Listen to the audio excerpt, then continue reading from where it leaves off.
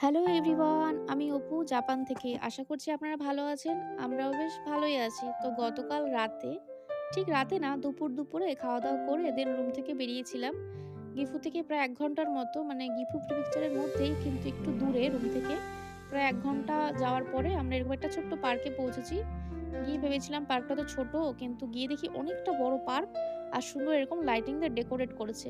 আমরা ফেসবুক থেকে একটা পোস্টে এরকম দেখতে পেরেছি যে এরকম ডিসেম্বর মান্থে এরকম সাজানো হবে। তো এখানে গিয়ে পৌঁছেছি আজকে। তো চলুন কি আছে একটু ঘুরে দেখানো যাক। পার্কটা যেহেতু অনেকটাই বড়, তো দুটো সাইড আছে, একটা হলো ফ্রন্ট এবং ব্যাক। দু সাইডের পার্কিং এর জায়গা রয়েছে। তো গাড়ি আমরা ফ্রন্ট সাইডে পার্কিং করে দেন ব্যাক সাইডে এসছি। দেন আস্তে আমরা ফ্রন্টে যাব। দেন ওখান থেকে আস্তে রুমে চলে যাব।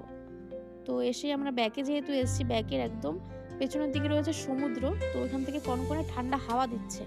তো এখানে বেশিক্ষণ থাকা যাবে না। ২ থেকে ৩ ঘন্টার মধ্যে আমাদের এখান থেকে তাড়াতাড়ি বেরিয়ে যেতে হবে। তার মধ্যে আমাদের এখানে পুরোটা ঘুরে কমপ্লিট করতে হবে। যেহেতু রুম থেকে প্রায় ১ ঘন্টা দূরে এসছি, এত কষ্ট করে এত টাইম নষ্ট করে আসা হয়েছে। কিন্তু এসে খুব ভালো লাগছে। এত সুন্দর লাইটিং করে ডেকোরেট করেছে। আর যেহেতু ডিসেম্বর মান্থ চলছে, জাপানের সব জায়গাতেই এরকম সুন্দর ডেকোরেট করে রাখে। অনেকটা মেলার মতো বললেই চলে। মিডলে একদম ছোট্ট একটা মঞ্চ করেছে। ওই ছোট বাচ্চারা এখানকার কালচারে যেগুলো থাকে, কবিতা, গান ওইগুলোই করছে হয়তো, কিন্তু আমি বুঝতে পারবো না। এই গাছটা খুব সুন্দর ডেকোরেট করেছে, বেশ ভালো লাগছে। এখানে আরো অন্যান্য ছোট ঘর অনেক কিছুই করেছে, বেশ ভালোই লাগছে। কিন্তু মাঝখানে যে প্রচন্ড পরিমাণে ঠান্ডা হাওয়া দিচ্ছে, ওই ঠান্ডা এখানে দাঁড়িয়ে থাকা যাচ্ছে না। মানে হাতে ফোন পর্যন্ত ধরা যাচ্ছে না, এতটা পরিমাণে ঠান্ডা হাওয়া দিচ্ছে। তো চলুন এখন এখানে আশেপাশটা একটু ঘুরে দেখাই। এখানে হচ্ছে মিডিলে এই স্মাইল বলে যে মঞ্চটা আছে, আর ঠিক তার সামনে দিয়ে ছোট খাবারের স্টল বসেছে। এই লাইনে ধরুন, এই লাইনে ৫ থেকে ৬ টা আছে, আর উল্টো সাইডে ৭ থেকে ৮ টার মতো দোকান আছে। তো আমরা তো প্রত্যেকটা স্টলে কি আছে খেতে পারবো না। এখানে দেখুন পাফিউ লাইন দিয়ে দিয়েছে, ওরও এখানে কিছু খেতে হবে। যেহেতু ও মেলায় এসছে ঘুরতে। তো এখন আস্তে আমরা এসছি কাবাবের দোকানে। তো কাবাবের দোকানে একটা দেখলাম আইসক্রিমের সুন্দর ডেকোরেট করা দোকান আছে। তো ওইখানে দেখি এরকম আইসক্রিম নিচ্ছে। এরকম আমি শুধুমাত্র ভিডিওতে দেখেছি, ১ম বার এরকম দেখলাম। তো আমরা এখান থেকে চিকেন কাবাব নিয়েছিলাম আর নিয়েছিলাম চিজ বল, দুটোই খেতে বেশ ভালোই ছিল। আর তারপরে হেঁটে এসছি এই লাইটিংওয়ালা দোকানে। মেলায় এসছি, মেলা থেকে কিছু তো নিয়ে যেতেই হবে। তো এখান থেকে আমি বুঝতে পারছি না কি নেবো। সবগুলো এতটা সুন্দর আর সবগুলো লাইট দিয়ে যেহেতু ডেকোরেট করেছে, তো আমি এখান থেকে এটা নিয়েছি। তারপর ওনাদের দেওয়ার পর অন্য লাইট সেট করে দিয়েছে। দেখুন কত সুন্দর লাইট জ্বলছে। ভালো লাগছে বেশ। তো ব্যাক সাইডে মোটামুটি ঘোরা হয়ে গেছে। এখন আস্তে ফ্রন্টের সাইড যাবো। তো এটা হচ্ছে একটা টানেল। টানেলের মাঝখান দিয়ে আমাদের ফ্রন্ট সাইড যেতে হবে। আর ফ্রন্ট সাইডে বেশি ডেকোরেট করেছে। দেখুন কত সুন্দর একটা গাছে এত সুন্দর লাইটিং করেছে। আর এখানেও একটা ছোট্ট মঞ্চের মতো আছে, যেখানে একজন গান করছে। অবশ্য বুঝতে পারা যাবে না উনি কি ল্যাঙ্গুয়েজে গান করছে। এখানকার যারা আছে তারা অবশ্যই বুঝবে। তো তারা এখানে সামনে বসে মানে তাকে উৎসাহ দিচ্ছে, আবার সুন্দর গানও শুনছে। আর ছেলেটা বেশ ভালোই গান করছে। লিরিক্স গুলো খুব সুন্দর। এই জায়গাটা বেশ ফাঁকা, তো প্রচন্ড ঠান্ডা হাওয়া দিচ্ছে। এখানেও বেশিক্ষণ দাঁড়াতে পারিনি। ৫ থেকে ৭ মিনিট দাঁড়িয়ে পুরো হাত পা কাঁপা শুরু হয়ে গেছে। তো এখান থেকে তাড়াতাড়ি করে আমরা অন্যদিকে চলে যাব। তো আস্তে চলুন অন্যদিকে যাওয়া যাক। এই জায়গাটা বেশ ভালো। এদিকে নাচও করছেও বেশ ভালো। তো এখানে আস্তে এই সাইডে আসছি আর দেখছি এখানেও সুন্দর লাইট দিয়ে ডেকোরেট করেছে। ৫০ লাখ লাইট দিয়ে সাজিয়েছে, সুন্দর তো হবেই। এত সুন্দর লাগছে দেখতে।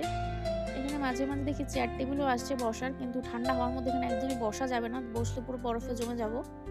আর এখানে কাঁচের গ্লাস দিয়ে বেশ দারুণ একটা জিনিস করেছে। প্রত্যেকটা কাঁচের গ্লাস কিন্তু ওয়াইন নাহলে ওয়াটার দিয়ে পুরো ফিল করা। আর ঝর্ণার মতো যেরকম ওঠানামা করছে, বেশ সুন্দর লাগছে।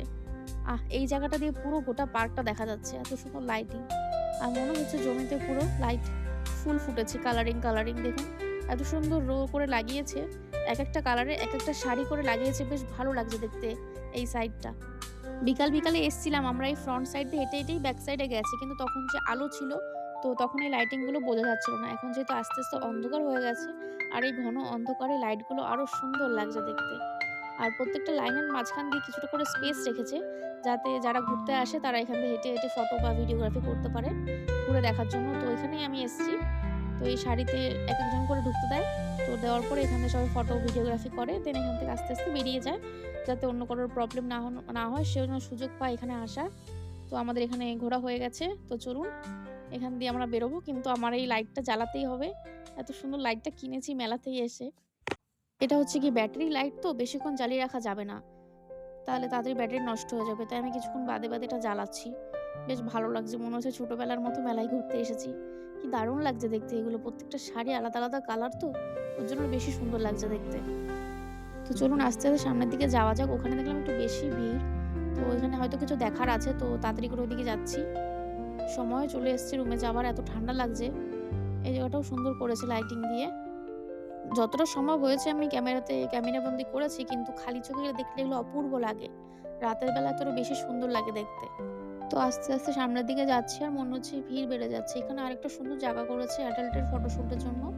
বেশ ভালো, কিন্তু এখানে প্রচন্ড ভিড় থাকায় আমি কোনো ফটো বা ভিডিও কিছুই করতে পারিনি। বেশ জায়গাটা খুব সুন্দর ছিল। আরেকটা জায়গা বেশ পছন্দ হয়েছে, এই যে এখান দিয়ে হেঁটে, হেঁটে গেলে লাইটিং চেঞ্জ হবে। প্রচন্ড ঠান্ডা থাকায় আমি তাড়াতাড়ি করে এখানে হেঁটে তারপরে রুমে চলে এসেছি। আর ঠান্ডায় থাকতে পারিনি, প্রচুর ঠান্ডা।